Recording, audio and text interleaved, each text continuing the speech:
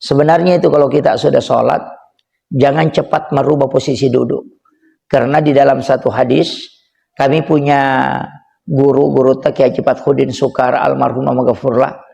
Itu mantan ketua Majelis Ulama Indonesia Kabupaten Sidrap.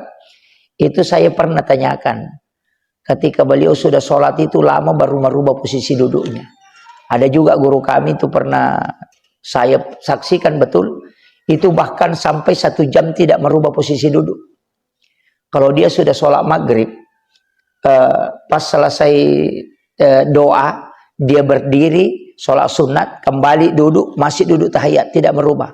Ternyata ada riwayat yang mengatakan bahwa orang yang sudah sholat, itu masih dalam posisi tahiyat, tidak merubah posisinya, maka orang itu tidak akan bergeser malaikat rahmat di sisinya.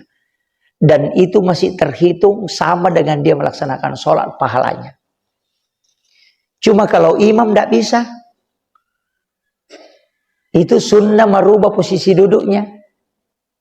Kenapa? Supaya orang mengatakan dia sudah selesai sholatnya.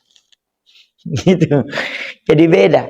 Kalau kita makmum ini lebih utamanya tidak merubah posisi duduk.